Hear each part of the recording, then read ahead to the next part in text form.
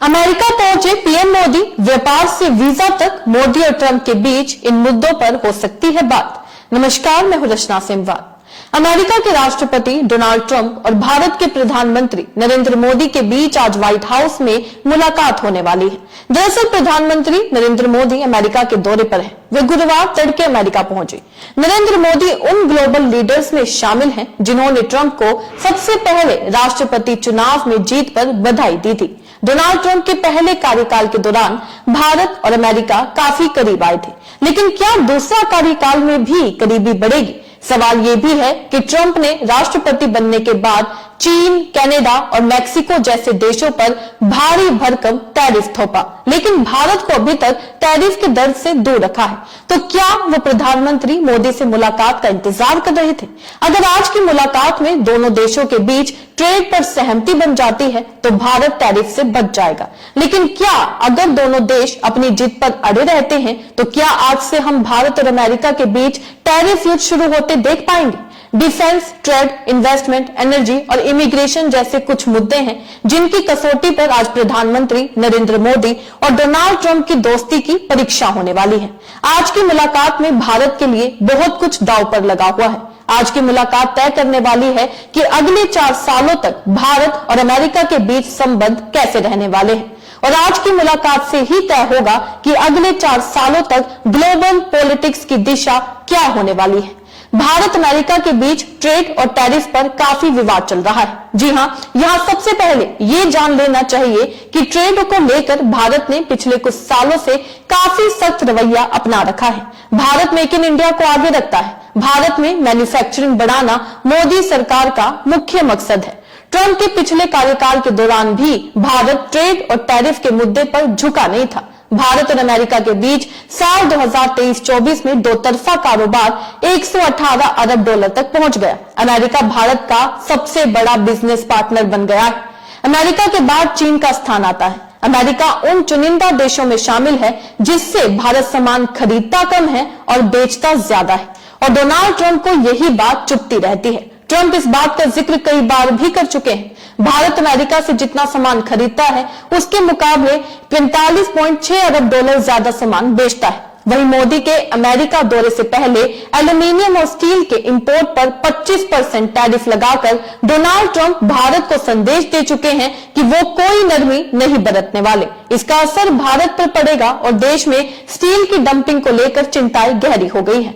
सोमवार को Donald Trump के आर्थिक सलाहकार ने साफ शब्दों में कहा था कि भारत में इंपोर्ट टैक्स काफी ज्यादा है और जब ट्रंप और मोदी की मुलाकात होगी तो इस मुद्दे पर बात होगी। नई दिल्ली हालांकि पहले से ही बैलेंस बनाने की कोशिश कर रही है। केंद्रीय बजट 2025 के दौरान भारत ने हाई एंड मोटरसाइकिल और इलेक्ट्रिक बैटरियों पर इंपोर्ट टैक्स घटा दिया है। ये ट्रंप को खुश करने के लिए था, लेकिन शायद इतना काफी नहीं होगा। डोनाल्ड ट्रंप भारत से और भी बहुत कुछ चाहेंगे। वहीं डिफेंस की बात की जाए तो डिफेंस में भी डोनाल्ड ट्रंप की चाहत कुछ और नजर आती है। जी हां, बाइडेन प्रशासन और ट्रंप प्रशासन में डिफेंस सेक्टर को लेकर एक खास फर्क है। बाइडेन कई हथियारों की टेक्नोलॉजी भारत को देने के लिए तैयार हो गए थे, लेकिन F-35 जैसे स्टील फाइटर जेट्स को बेचने के लिए तैयार नहीं थे।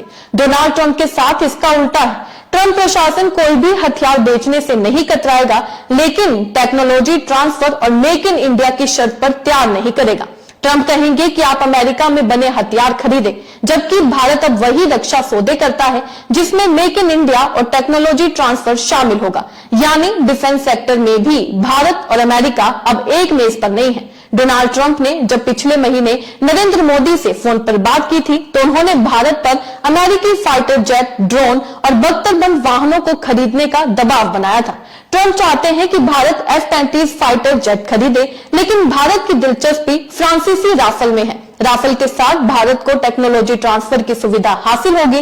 F-35 के साथ ऐसा नहीं होने वाला। इसके अलावा टाइम्स ऑफ इंडिया की रिपोर्ट में कहा गया है कि ट्रंप को खुश करने के लिए नई दिल्ली अमेरिका से 6 और एडवांस P-81 लंबी दूर के समुद्री गश्ती और पनडुब्बी रोकने वाले विमानों की खरीदने में दिलचस्पी दिखा सकती है, जिसे 3 साल पहले भारत ने रोक दिया था। भारत अब इसका इस्तेमाल डोनाल्ड ट्रंप से टैरिफ में छूट हासिल करने के लिए कर सकता है। अब अगला मुद्दा रहने वाला है इमिग्रेशन और वीजा का, जिसमें भी दोनों की राय अलग अलग है। जी हां, डोनाल्ड ट्रंप अवैध अप्रवासियों पर नकेल कस रहे हैं और अवैध दस्तावेज वाले भारतीयों को भी अमेरिका से बाहर किया जा रहा है। पिछले हफ्ते 104 लोगों को अमेरिका से भारत भेजा गया था। नई दिल्ली ने कहा था कि वह अपने नागरिकों को वापस लेने के लिए तैयार है। कम से कम 487 और भारतीयों को वापस भेजे जाने की संभावना है, लेकिन भारत के सामने मुश्किलें काफी ज्यादा है। संसद में कांग्रेस के सांसद मनीष तिवारी ने दावा किया है कि अमेरिका में करीब 7.25 लाख अवैध भारतीय हैं, जिनमें से 24,000 भारतीय अब हिरासत में हैं। अमेरिका से भेजे गए लोगों को बेड़ियों में बांधकर भेजा गया था, जिसने मोदी सरकार की शाख पर सवाल उठाए। लिहाजा इस मुद्दे पर भी डोनाल्ड ट्रंप से बात होने की पूरी उम्मीद जताई जा रही है। वहीं एनर्जी सेक्टर को लेकर अमेरिका और भारत की राय क्या है, वो भी आपको बता देते हैं।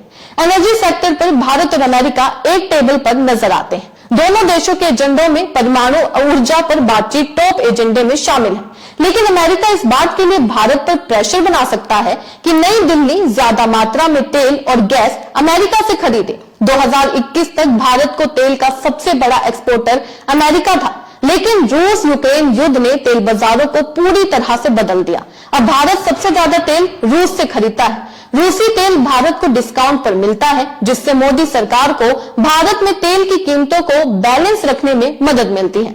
अमेरिकी तेल का इंपोर्ट भारत के लिए महंगा होगा। लिहाजा सवाल उठ रहे हैं कि क्या आज की बैठक के बाद भी नरेंद्र मोदी और डोनाल्ड ट्रंप दोस्त रह पाएंगे। बता दें, ट्रंप 2016 में पहली बार अमेरिका के राष्ट्रपति बने थे।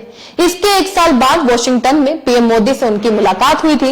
ये सिलसिला आगे भी जारी है। ट्रंप अक्सर भारत की आलोचना करते रहे हैं, लेकिन उन्होंने कभी मोदी की आलोचना नहीं की है। ऐसे में सवाल ये उठ रहे हैं कि क्या मोदी अपनी दोस्ती के ऊपर देश को रखेंगे और इन सभी अहम मुद्दों पर बातचीत करेंगे। आपको क्या लगता है, अपने राय कमेंट में लिखकर जरूर बताइएगा। इसी तरीके से देश और दुनिया से जुड़ी हर छोटी सी बड़ी अपडेट के लिए एसबीएन यानी फ्रंटलाइन ब्रेकिंग न्यूज के साथ बने रहिएगा।